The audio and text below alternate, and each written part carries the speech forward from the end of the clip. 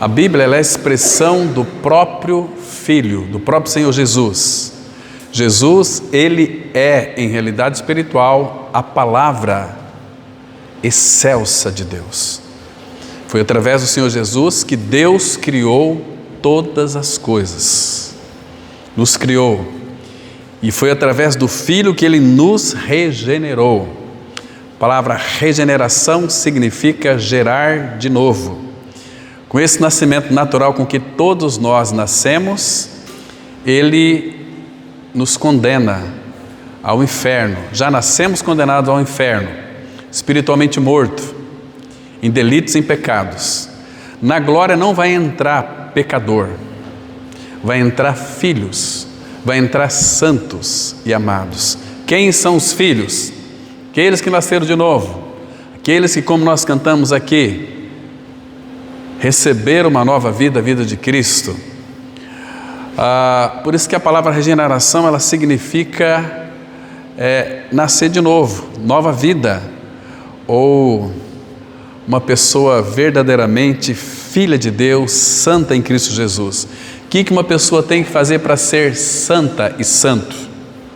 Ou um santo, uma santa? Simplesmente crer no Senhor. E aí, irmãos, viver uma vida devocional aos pés do Senhor. O que é uma vida devocional? É uma vida diariamente, persistentemente, perseverantemente, de busca ao Senhor. Como eram os irmãos, e muitos irmãos são hoje também, não são todos, mas a maioria dos irmãos tem este tempo devocional. Uma leitura da palavra, uma oração ali em família, ou, claro, temos que ter um tempo a sós com o nosso Senhor também, porque isso vai nos avivar, nos edificar cada vez mais. E em comunidade, se você ler Efésios capítulo 3, você vai descobrir que quando nós estamos juntos, é ali que nós vamos compreender com todos os santos. Interessante essa palavra santos, né? É uma palavra que significa separado para o Senhor. Santo significa sermos habitados pela pessoa do Espírito Santo. Então é Ele quem nos faz santos. Santos pela palavra. João 17:17 está escrito: santifica-os na verdade. A tua palavra é verdade. Quando estamos lendo a palavra, quando nós estamos lendo as Escrituras, a palavra de Deus, essa palavra, ela é uma palavra penetrante. Ela penetra em nós. E essa palavra que é penetrante, ela nos santifica. Ela vai deixando nós como que desnudos. Ele vai tirar aquelas coisas, a palavra penetrante, ela vai entrando, ela vai trazendo luz. Porque a palavra de Deus é luz. Porque Jesus é a palavra, Ele disse em João 8,12, eu sou a luz do mundo. E essa verdade da palavra, que é Cristo, a luz do mundo, ela entra dentro do nosso coração e ela lança luz nas nossas trevas. Ela abre o nosso coração, não para nos condenar, não para nos julgar, mas para mostrar quem nós somos em realidade espiritual.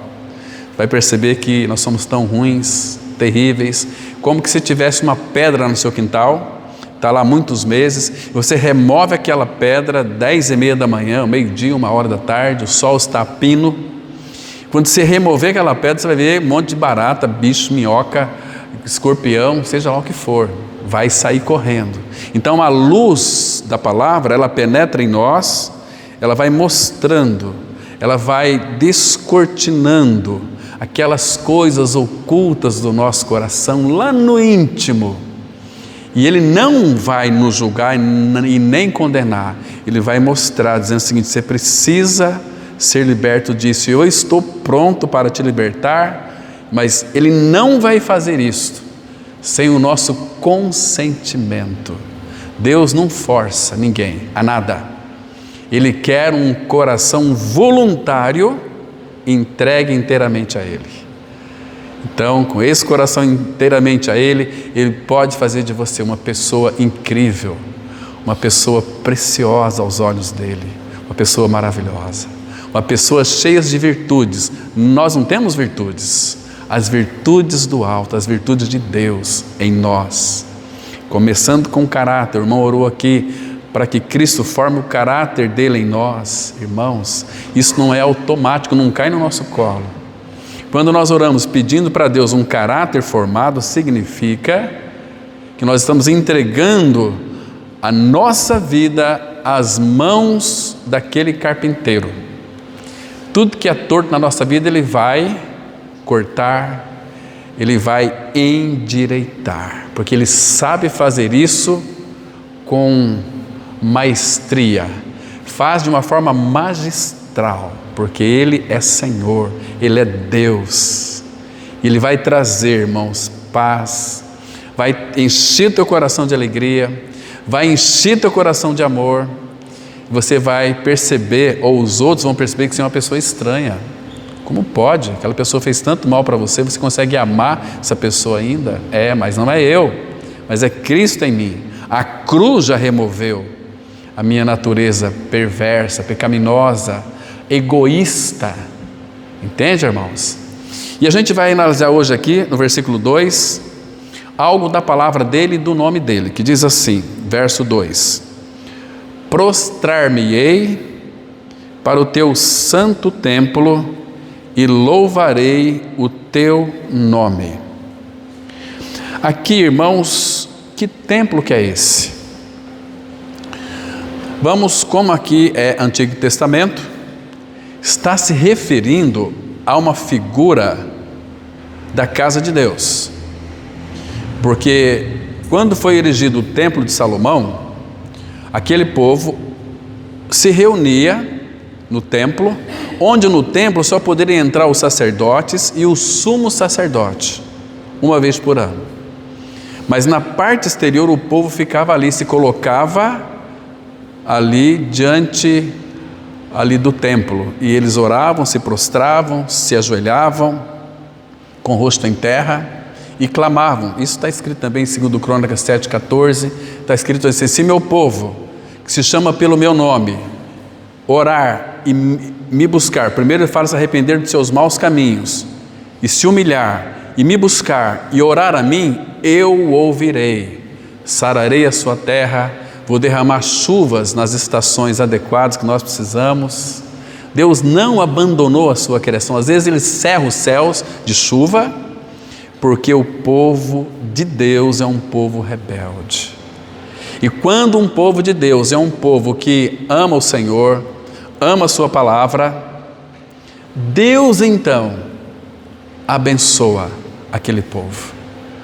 Então, irmãos, por causa de cada um de nós, Deus, Ele abençoa essa cidade, abençoa os arredores da cidade.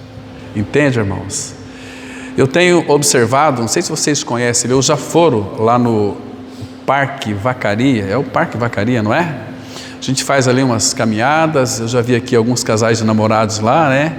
Fazendo um piquenique ali, muito gostoso, tocar violão, louvar o Senhor. Mas uma das coisas que eu tenho orado por aquele lago. Teve uma época, um ano retrasado, foi uma época de seca, que secou aquele rio, não estava mais indo água para lá. Eu falei, meu Deus, meu Pai, abençoa aquele local ali, Pai, para que a água volte a fluir. Aí tivemos uma época de chuva, que o lago transbordou. E agora, aquela nascente está jorrando água sempre. E ainda, semana passada, sexta-feira, estávamos caminhando lá, à tarde, eu falei para minha esposa, olha, temos que orar para que Deus envie chuva. Aí tem um irmão aqui que fala que não confia muito no Deus da terra, né, que é a ciência, os meteorologistas, dizendo que ia chover no sábado, mas não choveu no sábado, choveu ontem à noite um pouquinho, choveu hoje, ontem choveu bastante à tarde, choveu de novo, agora o lago já está cheio novamente, está ali, o córrego está transbordando. É um Deus de detalhes, é um Deus que escuta a oração dos seus filhos. Estão me compreendendo, irmãos?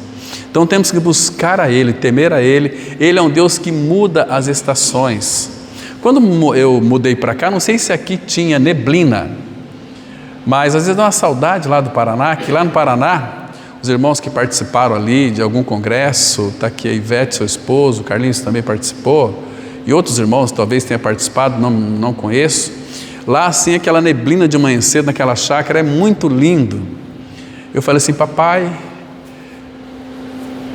faz com que realmente tenha pelo menos algumas manhãs, umas neblina, muda um pouco o clima, está tão quente às vezes, nós não temos nem direito de pedir isso, mas Ele é um Pai que escuta as nossas orações. Deus, por causa de um filho seu, Ele parou um dia o universo para que Israel vencesse a batalha.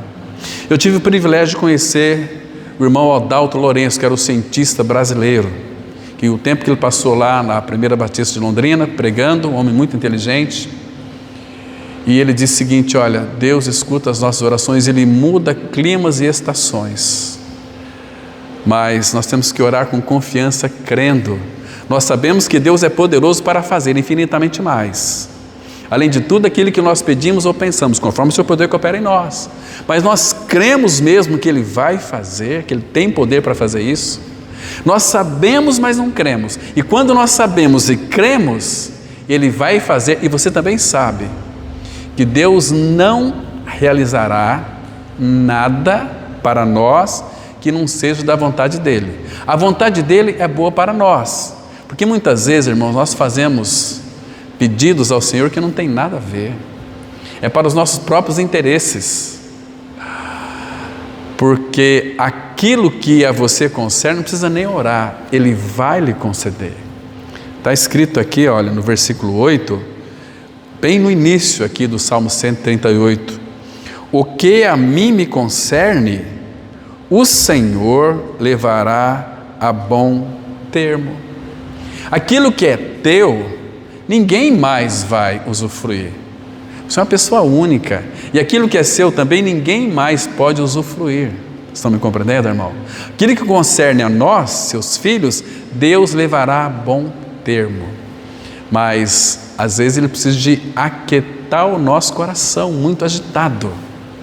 Quando nós estamos com o coração agitado, nós falamos coisas inconvenientes, pensamos coisas, nós queremos elaborar os nossos planos, as nossas ideias, para que seja dessa forma. Aí Deus vem e frustra, aí a gente fica chateado, não é assim? Nós ficamos encabruados conosco mesmos. Precisamos de conhecer o Senhor, que Ele é amoroso. Quando Ele diz não para nós, significa que Ele está nos abençoando com não. Mas, irmãos, orem ao Senhor, porque Ele tem prazer de ouvir a voz dos seus filhos. Ele tem prazer em nos conceder aquilo que já concerne a nós. Às vezes Ele retém um pouquinho porque nós não oramos, nós não buscamos. Senhor, despeja, porque teve um irmão do passado que ele conheceu o Senhor, queria no Senhor, e começou a viver uma vida devocional, lendo a palavra, orando, lendo a palavra, orando. No seu trabalho ele conversava com Deus em pensamentos e trabalhando ali, conversando com o Pai. Deus começou a abençoar a vida daquele irmão, ele começou a crescer naquela empresa, se tornou o gerente daquela empresa, e futuramente ele se tornou um acionista daquela empresa. A empresa crescia cada vez mais, porque a bênção de Deus, que é Cristo, estava nele, e todo aquele ambiente foi abençoado por causa daquele irmão, e aquele irmão orava pela empresa. Então aí o Senhor o chamou para pregar a palavra. Ele saiu lá daquela empresa, e esse irmão continuou cada vez mais, veementemente buscando o Senhor, insistentemente. Ele não se saciava, ele queria mais e mais de Cristo, como tem um cântico que nós cantamos aqui: eu quero mais e mais de Cristo. Que maravilha, irmãos! E aí ele fazia suas caminhadas, e conversando com o Senhor, de repente ele encostava no muro e falava assim: Senhor, segura a tua mão um pouquinho, senão eu não vou resistir tantas bênçãos sobre a minha vida. Porque ele queria o Senhor o abençoava. Então, quanto ele mais buscava o Senhor o abençoava com coisas. Fala: Senhor, eu quero a Ti, Senhor, se revela a mim. Era um homem íntimo do Senhor. Estou falando de um irmão querido, não vou nem citar o nome dele aqui, mas você já deve ter lido muitos artigos dele, e que ele que trouxe uma visão do corpo de Cristo para todo mundo. Deus usou este irmão para alcançar o mundo com a visão da igreja, o corpo de Cristo. Tá certo, irmãos? Um irmão muito querido, preciosíssimo, já faleceu há muitos anos, o irmão que caminhou com Stephen Cohn, que morreu recentemente, aí 2 anos, com 107 anos. Então foi um irmão que eu tenho uma grande admiração pelos seus escritos, não conheci, pudesse conhecê-lo seria uma bênção, mas eu estou nessa escola do aprendizado aos pés do Senhor. Muito bem, então prostrar-me-ei para o teu santo templo. Irmãos, vocês sabem que esse templo a casa de Deus era o templo de Salomão, mas hoje, qual que é o templo de Deus? É nós mesmos. Nós somos habitação de Deus pelo Espírito, porque para que Deus então pudesse habitar em nós e nós vivermos a vida de união com Cristo, foi necessário que o Cordeiro de Deus, ele morresse numa cruz, e lá na cruz ele tirou o nosso pecado. Como que ele tirou o nosso pecado, irmãos? É tão simples nós crermos neste fato. Ele levou sobre si, porque quando ele foi crucificado, pregado numa cruz, a cruz foi erigida. E no momento da sua crucificação, quando levantaram a cruz, houve um momento ali que ele nos atraiu para si, como ele disse, que quando ele fosse levantado da terra numa cruz, ele atrairia todos nele mesmo. Então houve um momento também que ele disse para o Pai, Eli, Eli, lama sabachthani, que quer dizer, Deus meu, por que me desamparaste? Foi nesse momento em que o nosso pecado foi puxado para Ele. Você foi levado pela fé em Cristo. E ali, irmãos, quando Ele rendeu o seu Espírito, eu e você, graças ao Senhor, porque nós estávamos em Cristo, e Ele morreu e nós morremos juntamente com Ele, porque para nós termos a vida de Cristo, é necessário nascer de novo. E sem o novo nascimento não tem vida cristã. Sem novo nascimento tem religiosidade, tem crendice, tem credos, tem um monte de disciplinas, de doutrinas de igrejas, mas não temos vida, a vida de Cristo, não temos a unção do Senhor. Então nós morremos com Cristo, o nosso pecado, olha que maravilha, irmãos, aquilo que nos separava de Deus o Pai, Jesus matou na cruz, para que Ele não sobrevivesse mais em nós. Ele crucificou a sua e a minha velha natureza perversa, pecaminosa. Então nós morremos com Cristo. Em Romanos 6,4 fala que fomos sepultados juntamente com Cristo, pelo batismo na morte. Batismo na morte, não é batismo nas águas, como muitos confundem por não ter um entendimento da palavra de Deus. Nós somos batizados na morte de Cristo. O que é batismo na morte? Quando Ele morreu, eu também morri com Ele. Então eu fui sepultado. Nós fomos batizados na morte de Cristo. Então, Romanos 6,4 fala, fomos sepultados juntamente com Ele na morte pelo batismo. Claro que uma vez que você crê, que você morreu com Cristo, você foi sepultado com Ele. Então, a obra da cruz já aconteceu na sua vida, mas isso ainda não lhe trouxe salvação. Você morreu, você está morto. O pecado teu foi crucificado e morto, mas Deus não deixou você e eu na sepultura. Claro que aquela sexta-feira nublada, Deus trouxe uma noite para o Senhor, que Ele disse lá em Êxodo, capítulo 13. Esta é a noite do Senhor. Era uma figura de Cristo, que aquele cordeiro, figura de Cristo, morreu. Era um cordeiro para cada família que iria sair do Egito, para Canaã. Canaã é uma figura linda de Cristo Jesus e da plenitude de Cristo. Então eles tinham que matar aquele cordeiro e aspergir o sangue do cordeiro na verga da porta. Mas, irmãos, não apenas isso, eles tinham que depois comer aquele cordeiro assado, como se fosse o alimento deles, e era o alimento deles literalmente, mas tudo era na figura de Cristo, para que eles caminhassem no deserto 3 dias, que fala da morte, sepultamento e ressurreição de Cristo, caminho de 3 dias, é muito interessante, irmãos.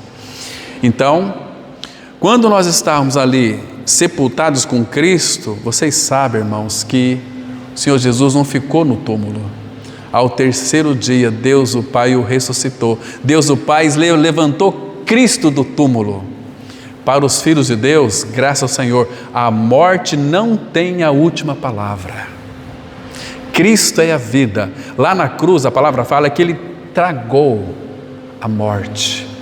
Ele bebeu a morte. Ele engoliu a morte. A morte disse assim: eu vou te matar. Quando a morte entrou em Cristo, Ele matou a morte. Acabou com a morte. A palavra fala em Hebreus 2, 14 e 15, que o Senhor Jesus Cristo ali na cruz do Calvário, Ele não só destruiu a morte, mas também destruiu aquele que tem o poder da morte, a saber, o diabo, e livrasse todos que pelo pavor da morte estavam sujeitos a uma vida de escravidão. Porque a morte, ela é horrorosa. A morte, irmão, ela é pavorosa, mas Jesus venceu a morte. Tragada foi a morte pela vitória. Graças a Deus que nos dá a vitória por intermédio de Jesus Cristo. Então, a morte não tem mais domínio sobre nós. Nós já morremos com Cristo, fomos sepultados, mas a palavra fala em Efésios 2, 5 e 6. Estando nós ainda mortos em nossos delitos, nos deu vida juntamente com Ele, porque a parte dele ninguém tem vida. Estando nós mortos em delitos e pecados, nos deu vida juntamente com Cristo, pela graça sois salvos, e juntamente com Ele nos ressuscitou e nos fez assentar nos lugares celestiais em Cristo. Pela fé nós já estamos lá. Então, irmãos, qual é o medo que nós temos de viver neste mundo? Não devemos ter medo de nada. Quando o medo começa a nos rondar, vai aos pés do Pai e fala: Pai, a morte já foi vencida. Se nós tivéssemos consciência de quanto somos amados pelo Pai, às vezes você não está entendendo. Diz: nossa, certo, irmão, você não está entendendo. Mas, amados, nós somos amados com um amor eterno. Você entende isto? O que é ser amado com amor eterno? Se você teve o privilégio de ouvir a palavra e crer, você é um filho eterno do Pai. Lucas 20, 36, a Bíblia diz que os filhos de Deus não podem mais morrer, porque são igual os anjos, são filhos de Deus. Nós não podemos mais morrer, vamos passar pela morte física, mas essa morte física, Jesus tirou o ferrão dela. Não tem nenhum problema nós morrermos. Aí o pó vai voltar à terra, mas o Espírito vai voltar a Deus que o deu. Ele vos deu vida, estando nós mortos em delitos e pecados. Então o Espírito vai voltar a Deus, e nós, pela fé, nós já estamos lá com Cristo, porque nós morremos, a nossa vida está oculta com Cristo em Deus. Por isso, irmãos, que para obter uma nova vida, tem que morrer. Tem que crer que você morreu com Cristo, porque assim a Bíblia diz, assim está escrito. E Paulo fala, 1 Coríntios 15, 2, se nós não crermos como está escrito, a nossa crença é uma crença em vão. Você entende isso? O que é crer em vão? É crer em bolha de sabão. Ela não é linda? Você já brincou com bolha de sabão? Já fez aquelas coisinhas de soprar aquela bolha quando está o sol bonito? Ela brilha, parece um arco-íris. Você rela nela, puf, isso é crer em vão. Agora, a nossa crença tem que estar alicerçada na palavra. Esse é o testamento nosso, que foi deixado pelo nosso Senhor. É a palavra de Deus. Aqui tem tudo que você precisa, tudo que você necessita. Hoje falávamos pela manhã sobre as investidas do diabo. Satanás, ele é tão astuto que ele é o grande mentor do marketing. Ele sabe fazer propaganda. Então, quando você liga a TV na sua casa, a primeira coisa que você vê é roupas bonitas, é um carro novo que saiu, um lançamento. Aí ele sopra no seu ouvido dizendo: você tem que ter aquela roupa, você tem que ter aquele carro, você tem que ter aquele modelo. Satanás cria necessidade na sua vida, cria necessidade de que você não tem necessidade. Irmão, você pode errar em tudo, menos errar na palavra. Jesus disse em Mateus 22, 29, errais, não conhecendo as Escrituras e nem o poder de Deus. Quando nós não conhecemos as Escrituras, nós sempre vamos errar, ainda que nós achamos que estamos certos, porque aí Satanás, ele sopra no seu ouvido e fala que você está certo, e lhe dá poder para isso, mas chega no fim da sua vida, tem uma pergunta assim, lá em Jeremias 5:31, e quando essas coisas chegar ao fim, e daí, irmãos? Como vamos fazer? O que fazer agora? Talvez tem muitas pessoas, eu já tive o privilégio não, eu já tive não é privilégio, eu já tive assim momentos em que eu acompanhei muitas pessoas falecendo, né? Quando eu fiz estágio de psicologia no Hospital Universitário Londrina, depois fui para a Santa Casa lá em Arapongas, onde eu habitava, eles concederam que eu fizesse lá. Pessoas ligavam para mim de madrugada, falavam, Cláudio, você pode vir aqui agora? Tem uma pessoa, o médico disse que ela vai passar para o degrau de cima. Chegava ali diante daquele moribundo, daquela pessoa, daquele homem ali, totalmente cheirando muito mal, porque a medicina chegou até aqui, não pode fazer mais nada. Ele falava comigo, dizendo o seguinte, olha, eu estou tão feliz. Falei, por quê, meu amigo? Os médicos disseram que eu vou para o andar de cima, então eu estou por lá, eu vou ser muito bem tratado. Mas ele não sabia que ele ia morrer. Então nós pregávamos para ele, pregávamos a Jesus Cristo e a cruz. Irmãos, uma pessoa, se ela falecer sem a vida de Cristo, sem ter crido neste Evangelho, ela vai experimentar a morte eterna. Sabe o que significa? Ela nunca mais verá a luz. Por mais que ela queira, nunca mais verá a luz. Então, irmãos, nós não podemos brincar de cristianismo. Nós não podemos pisar nos mandamentos da palavra do Senhor. Porque como está escrito aqui no Salmo 138, versículo 2, diz assim, a parte B, prostrar-me-ei para o teu santo templo e louvarei o teu nome. Agora escute, por causa da tua misericórdia e da tua verdade, pois magnificaste ou engrandeceste acima de tudo o teu nome e a tua palavra. Então Deus é o Deus da palavra. Ele engrandeceu tanto o nome dele, a palavra dele, que parece que a palavra está acima do nome dele, como muitos estudiosos assim interpretam.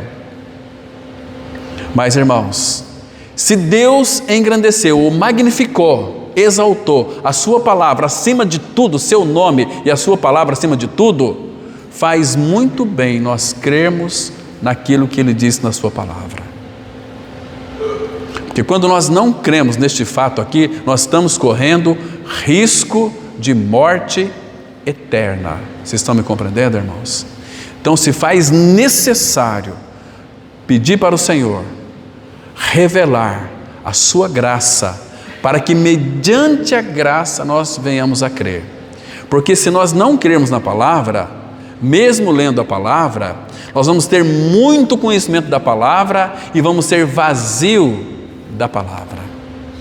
A palavra não vai penetrar se nós verdadeiramente não desejarmos que ela penetre em nós. Porque Deus tem uma expectativa na sua palavra. A palavra dele, quando penetra em nós, ela vem fazer uma limpeza. João capítulo 15, Jesus disse assim, vós já estáis limpos pela palavra que eu vos tenho anunciado, que eu tenho falado para vocês. A palavra nos limpa, nos purifica. Em Ezequiel 36, versículo 25, está escrito assim, aspergirei água pura sobre vós e ficareis purificados. Água ali é uma alusão à palavra. Água é uma figura da palavra na Bíblia. Quando Jesus estava conversando com aquele mestre em Israel chamado Nicodemos, Jesus disse para Nicodemos, respondendo a Nicodemos, que Jesus falou para ele assim, João 3,3, olha, em verdade te digo, que aquele que não nascer de novo, não pode ver o reino de Deus. Nicodemos, ele replicou, dizendo o seguinte, no versículo 4, João 3, 4. Como pode um velho, como pode alguém, um velho como eu devo entrar no ventre da minha mãe e nascer segunda vez? Jesus disse, não, Senhor. Aí Jesus vai respondendo no versículo 5, João 3, 5. Em verdade te digo, quem não nascer da água, palavra, e do Espírito, percebe que Espírito, palavra, é a palavra e o nome. Ele magnificou o seu nome e a sua palavra. Então, por isso que nós pregamos o nome, pregamos Cristo e palavra, crucificado, aquilo que Ele fez no Calvário, porque é a palavra de Deus revelada, é a palavra que nos salva, a palavra que nos regenera. Como que essa palavra vai nos salvar? O que é nascer da água? Nascer da água é nascer pela palavra. O que nos regenera? É a palavra. Como que a palavra vai nos regenerar? Por exemplo, tem um texto, 2 Coríntios 5, 14. O amor de Cristo nos constrange, julgando nós isto.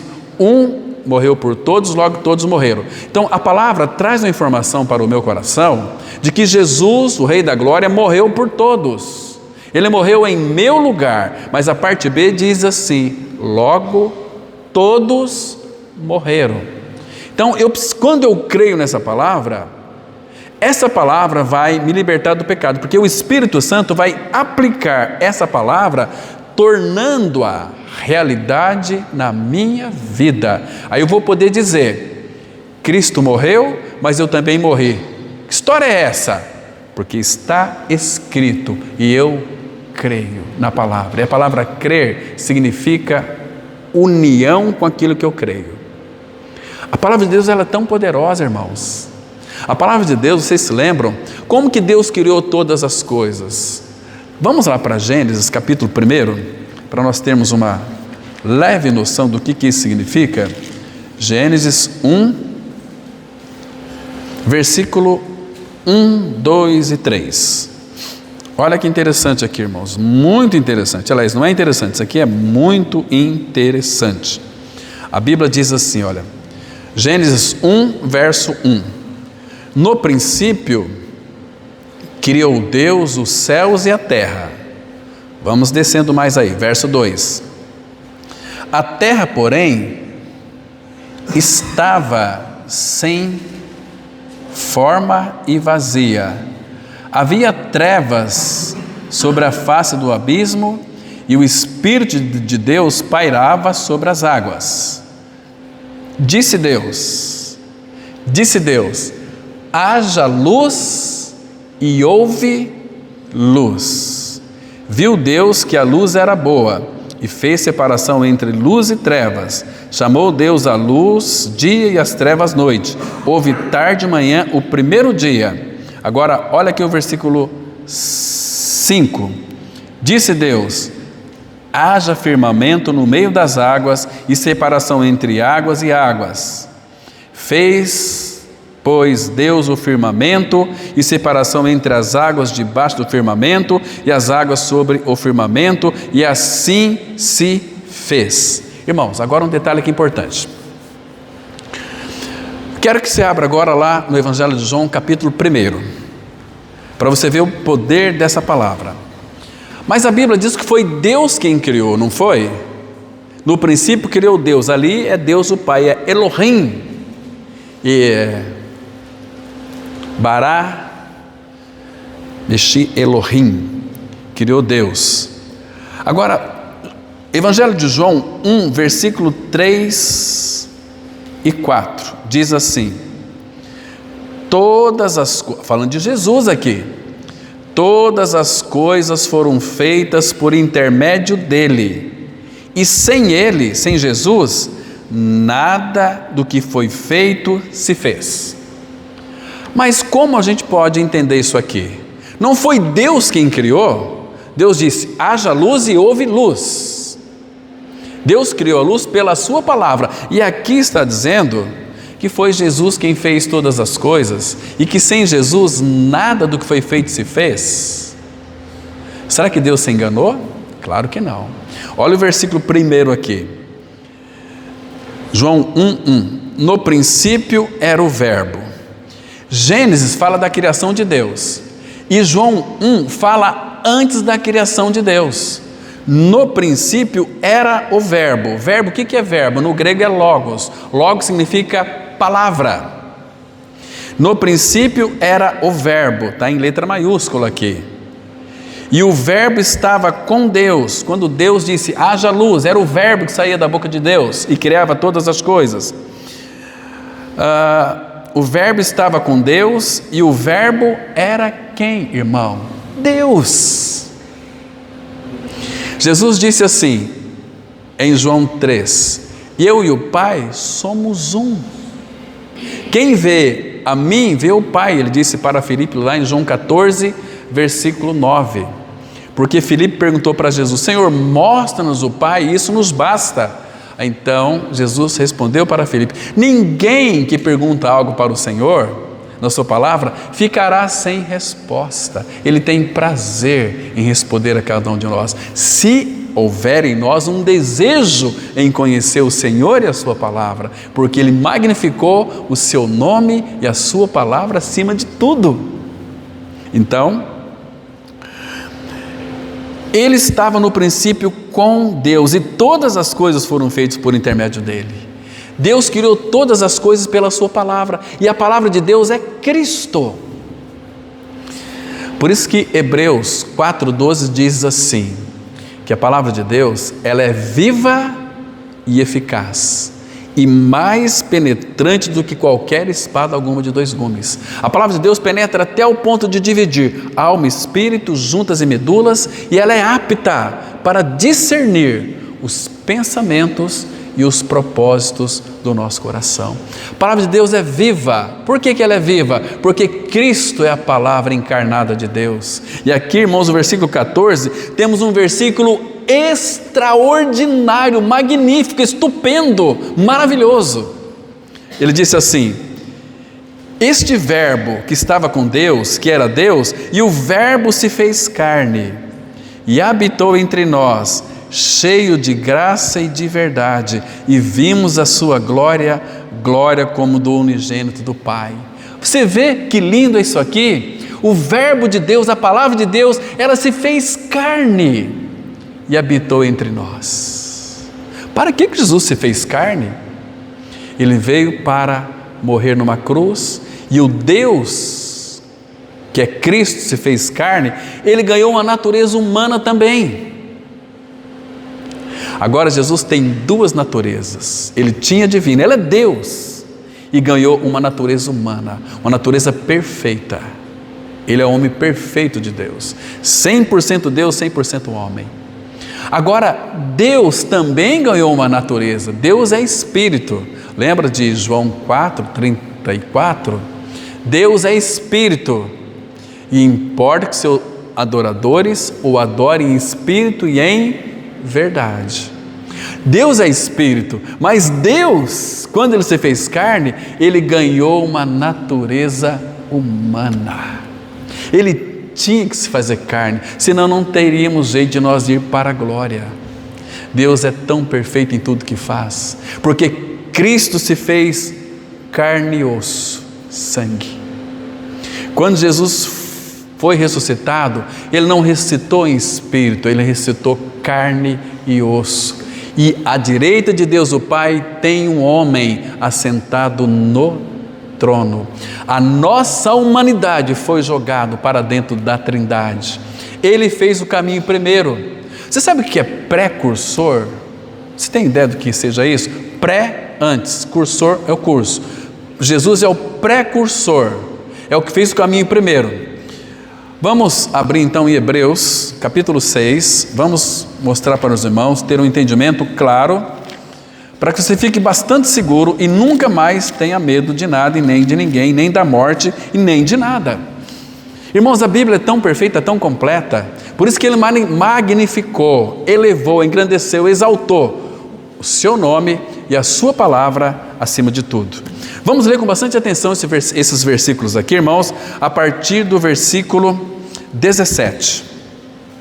Preste atenção, irmãos, esse é um texto que deve alegrar muito seu coração, e permita você, em seu coração, que o Espírito ministre essa verdade ao seu coração. Hebreus capítulo 6, verso 17, está escrito assim: por isso Deus, quando quis mostrar mais firmemente aos herdeiros da promessa, isso aqui, quem são os herdeiros da promessa? Eu e você, somos nós.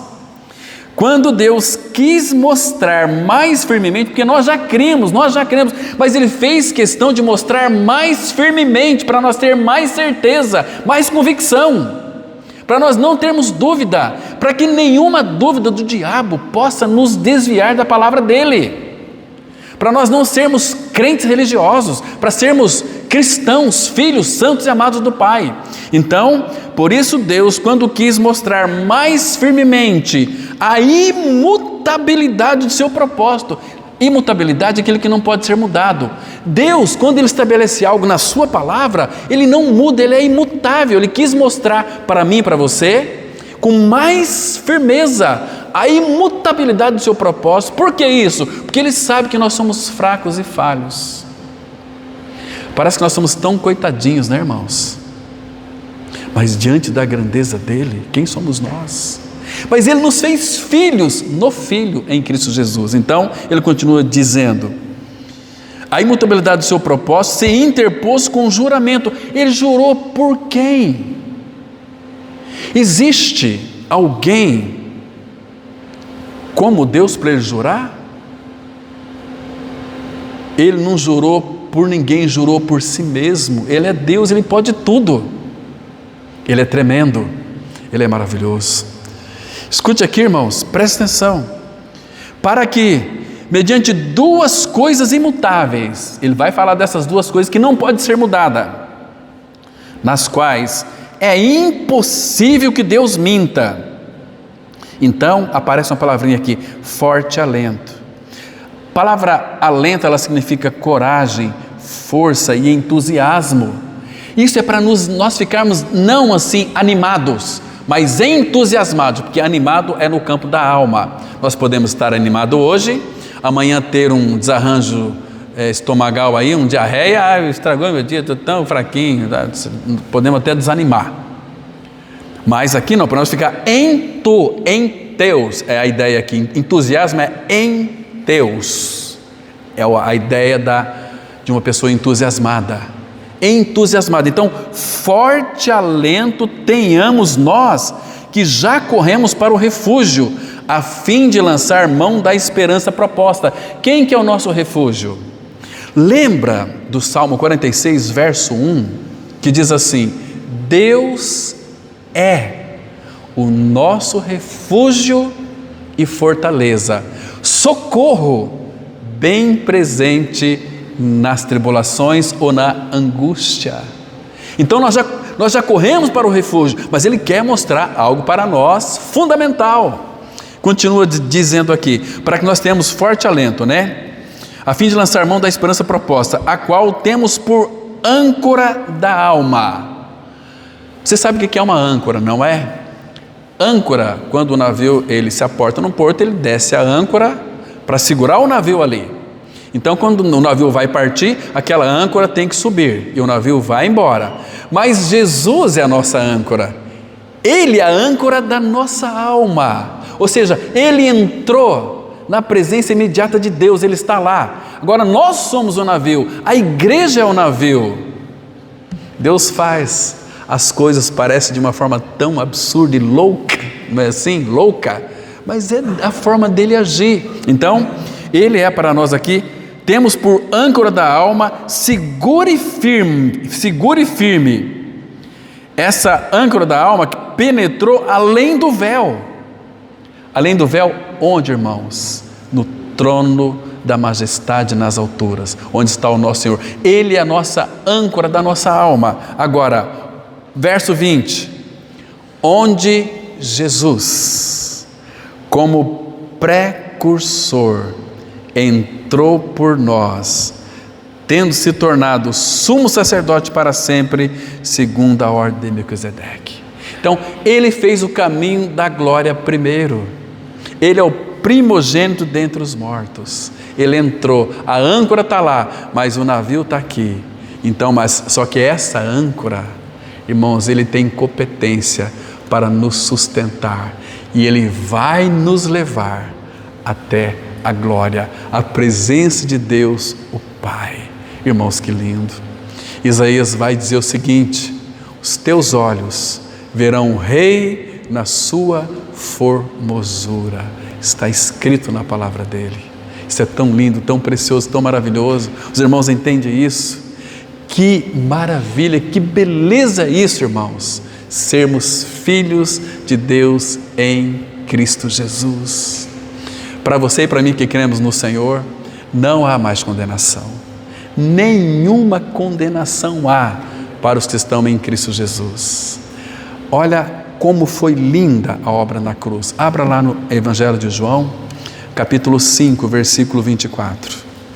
Que versículo precioso, meus irmãos. Esse versículo enche o nosso coração de alegria. Não é que nós vamos estar lá, mas nós já passamos da morte para a vida. Diz assim, João 5, versículo 24. Aí Jesus, ele diz de uma forma tão precisa para nós. João 5, 24. Olha que lindo. Em verdade vos digo. Jesus está dizendo, e Ele sabe o que Ele está dizendo.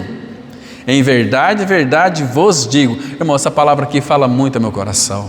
Essa palavra enche meu coração de alegria e de segurança. Vos digo, quem ouve, está vendo aqui a minha palavra, Ele magnificou o seu nome e a sua palavra acima de tudo. Então, quem ouve a minha palavra e crê naquele que me enviou, nome Jesus, tem a vida eterna, não entra em juízo, mas passou da morte para a vida. Isso é maravilhoso. Queridos, que coisa linda. Você vê a importância da palavra em nossas vidas, irmãos. Essa palavra nos enche de fé. Romanos 10, 17 fala que a fé vem pelo ouvir da sua palavra. Então, quando nós ouvimos a palavra de Deus, nós temos fé. Agora, abra por favor em Atos. Atos. Vamos ver um versículo aqui muito interessante, que capítulo 3, verso 16 de Atos. Romanos 10, 17 fala que a fé vem pelo ouvir e ouvir da palavra de Deus. Então, a palavra e o nome deles estão muito unidos, estão interligados, estão atrelados, estão assim amalgamados. Diz assim, Atos 3, verso 16. Então aqui Pedro está dando um testemunho maravilhoso. Eu vou ler o 15 para a gente pegar o contexto. De Sartes, a palavra de Sartes significa desta maneira mataste o autor da vida, a quem Deus ressuscitou dentre os mortos, do que nós somos testemunhas. Agora escute aqui, pela fé em nome de Jesus, é que esse mesmo nome fortaleceu a este homem que agora vedes, que ali Pedro e João curaram aquele coxo. Pela fé no nome de Jesus é que esse mesmo nome fortaleceu a este homem que agora vedes e reconheceis. Sim, escute agora, a fé que vem por meio de Jesus deu a este saúde perfeita na presença de todos vós. Então, a fé vem pelo ouvir a palavra de Deus, palavra. Ele magnificou o seu nome, a sua palavra acima de tudo. Então, mas Ele é o autor e consumador da fé. Então a fé vem por meio da palavra, e essa palavra é Jesus, Cristo, o Verbo que se fez carne. Não é maravilhoso isso, irmãos? Que coisa linda! Agora, se nós fôssemos aqui falar sobre o nome dele, nós levaríamos muito tempo, porque a Bíblia não fala de outra coisa a não ser dele, de Gênesis, Apocalipse. Nós sabemos que o Senhor, ele tem um nome, que é um nome que está acima de todo nome. O nome dele, ele magnificou tanto o nome dele, irmãos, que um dia Deus há de julgar cada um de nós. Não no julgamento para céu e inferno, nós já somos o Senhor, estamos na glória pela fé, mas para recebermos os galardões.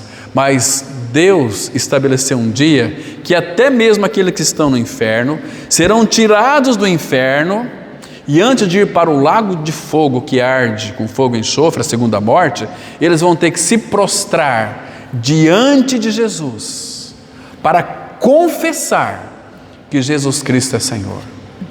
Percebe, irmãos? Como é que nós sabemos disso? Abra aqui em Filipenses capítulo 2, vamos ver o versículo 9 e 10.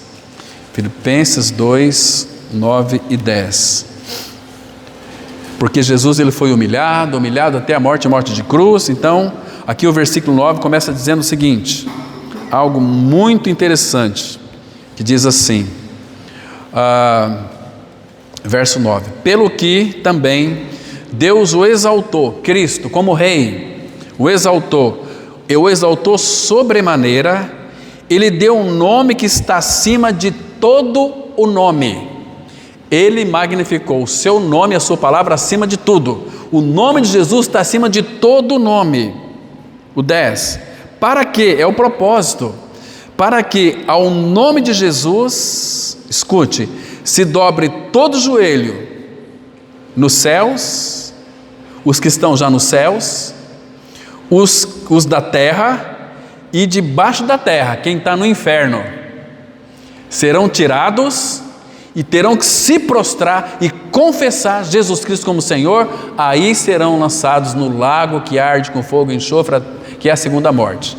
Quem morre sem Cristo hoje, sem novo nascimento, vai para o inferno, e o inferno é uma sala de espera até o julgamento, e esses que estão no inferno serão trazidos, vai confessar o Senhor e serão lançados no lago que arde com fogo e enxofre, e a segunda morte. Nunca mais verão a luz, nunca mais. Fico pensando aquelas pessoas que foram trazidas do inferno, que tanto rejeitaram ao Senhor Jesus, que não deram valor para o Senhor Jesus, que não consideraram o Senhor Jesus, agora vai contemplar o Rei da Glória, eles muito vão se alegrar, talvez só por ver o Senhor ali, confessar o Senhor, eu acho que eles vão passar a morte eterna um pouco mais confortável, porque eles viram o Senhor, e nós não vamos apenas contemplar o Senhor, nós estaremos para sempre com o nosso amado Senhor. Oh, irmãos, isso não é maravilhoso? Então, Ele magnificou o seu nome e a sua palavra acima de tudo. E que Deus te abençoe, irmão, para que você pare de ser preguiçoso e preguiçosa e leia a palavra e procura se envolver mais onde Cristo está envolvido, e pare de ser religioso. Religioso é cheio de manias.